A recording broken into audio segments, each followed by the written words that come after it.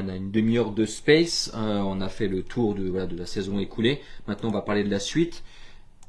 Mettez-vous maintenant à la place d'un dirigeant de City. Vous êtes à Manchester, dans les locaux du City Group. Quelle est la première décision que vous prenez à propos de l'Estac?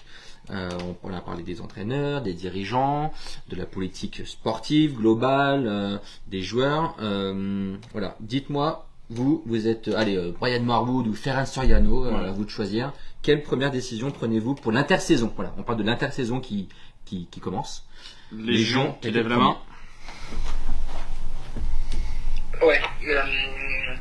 Moi, si je me mets à leur place, je changerais déjà le directeur sportif qui va être fait, le directeur technique, même s'il a fait un bon travail au centre de formation.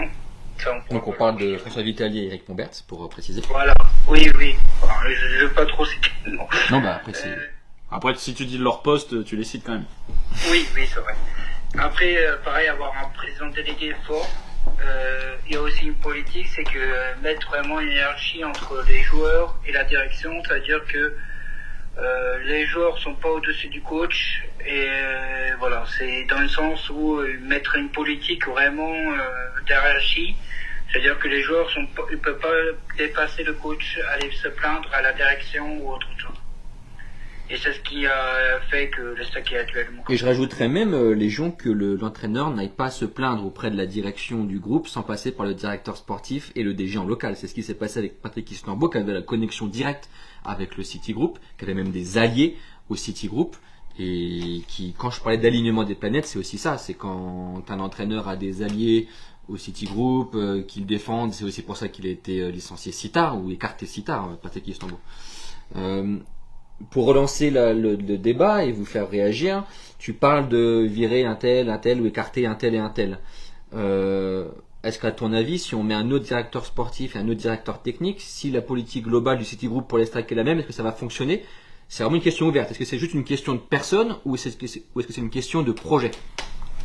Après, moi, la question que je me pose réellement, s'ils sont vraiment les mains liés comme ils annoncent. Parce que moi, les joueurs qui sont arrivés à 3 depuis 2 ans, même 3 ans, on va dire, surtout dans le championnat français, ceci, cela, c'est pas des joueurs qui ont vocation, à part faire un peu de plus-value, voilà, c'est pas des joueurs qui vont finir à Manchester City, voilà, dans des grands clubs, la plupart.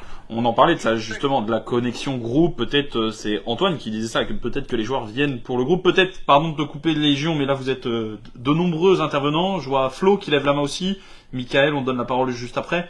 Peut-être Flo, à cette question, demain on te nomme, on ne sait pas comment, mais t'es dirigeant du City Group, tu gères les stacks. Quelle est ta première mesure? C'est une belle quoi? Une belle paye. Une belle paye, tu m'étonnes. Bah, je sais pas, après, c'est pas mon métier, je peux pas savoir ce qu'il y a à faire ou ce qu'il y a pas à faire, mais déjà, moi, je mettrais déjà, François Vitali, je l'aurais changé, avant aujourd'hui, en fait, pour la simple et bonne raison que ça fait quand même plusieurs mercatos, qui sont incomplets, pour moi.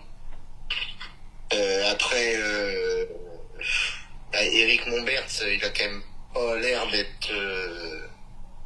d'être très inquiet de la situation, en tout cas quand on le voit d'extérieur comme ça. Non, je sais pas, en fait c'est juste une question de d'implication, en fait. Tu t'as pas l'impression que ces personnes-là ça les touche vraiment,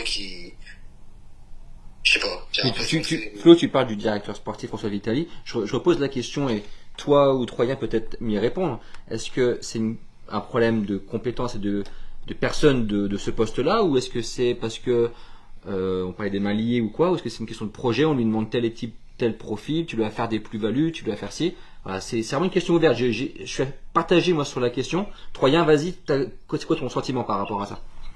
Moi je pense que c'est peut-être 75% une question de projet et 25% une question d'homme.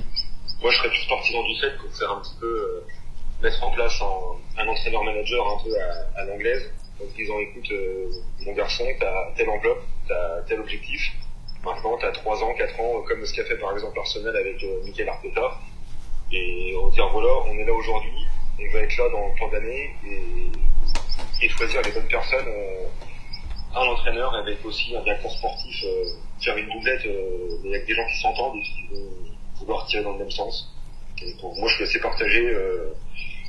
Je pense que le projet n'est pas bon en fait déjà de base, ce qu'ils veulent mettre en place. Donc après. Mais Michael, d'ailleurs, j'ai une question là-dessus. Je vous rappelle, pour ceux qui sont sur le Space, on organise un Space, Mathéo Clochard, Alan Mangin, dont les deux journalistes de l'Est Éclair, on débat avec vous et on est aussi diffusé en vidéo sur le Facebook de l'Est Éclair. Et il y a quelqu'un qui nous met dans le commentaire Facebook, et du coup je vais te relancer sur ça, qui dit: pour moi, il faut garder Guillon, il doit faire son propre groupe. Est-ce que ce manager dont tu parlais, qui prend ses hommes et tout, tu lui donnes une enveloppe, etc., ça peut pas être l'entraîneur actuel et qui, mine de rien, lui, il pourrait se défendre, moi je crois pas qu'il l'ait dit, mais en disant, moi je suis arrivé en cours de saison, les joueurs je les ai pas choisis, c'est pas les miens, j'aimerais bien choisir mes hommes l'été qui vient pour ensuite faire mon équipe. Moi je pense que non, je suis pas convaincu par des visions, j'ai jamais forcément apprécié comme coach, même à Bordeaux ou à Reims, j'ai jamais trop aimé son jeu déjà, enfin je trouve que c'est assez... ça serait en plus un petit peu à l'opposé de ce que City veut faire quoi, en termes de jeu. Et puis bon, il a déjà eu aussi la possibilité de choisir son équipe avec Bordeaux et on a vu ce que ça a donné quoi. Donc il a joué sa chance en Ligue 2 l'année dernière aussi avec Bordeaux, même si c'est deux clubs différents et peut-être deux catégories différents peut-être. Mais pour moi, il faut partir sur un entraîneur avec une vraie philosophie de jeu. Qui? À qui tu penses? Si t'es patron de City Group, tu mets qui? Voilà. Tu mets qui? Ouais, après c'est compliqué la question. Après les entraîneurs qui vont vouloir venir en national, je pense qu'on connaît des masses, surtout avec ce qui s'est passé depuis 2 ans. Je pense que la crédibilité du club va peut-être aussi souffrir un petit peu. Donc après je sais pas des coachs pour le national, je sais pas, j'ai pas de nom. Après c'est des noms qui sont pas réalisables en fait si tu veux à l'heure actuelle. Ou alors tu fais confiance à Aboudiara, mais bon. Alors justement peut-être. Ouais, c'est ça, Mika, juste pour donner un peu les informations qu'on a déjà données dans l'Est Éclair, mais pour rappeler les informations qu'on à ce jour, on est quoi? On est le 27 mai, lundi 27 mai. Effectivement, la grosse tendance, c'est que David Guillon reste en place avec son staff, donc avec Philippe Bizel, avec Toru Ota, avec Johan Liebus également.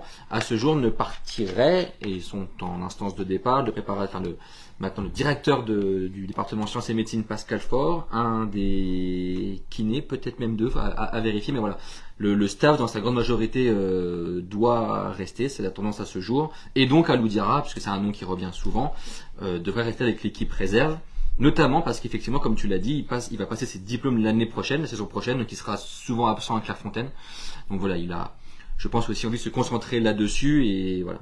C'était juste pour donner la parenthèse, pour donner les infos, un petit peu la grosse tendance à ce jour. Donc c'est un gros débat quoi. Est-ce qu'il fallait ou pas garder Guillon, et sinon est-ce qu'il fallait mettre Alou Diarra, forcément qui a une belle cote avec ses 2 victoires cette saison pendant 2 victoires en 2 matchs. Il a dirigé 2 matchs. Il restera pour l'éternité le meilleur coach avec le taux de victoire le plus important, 100%.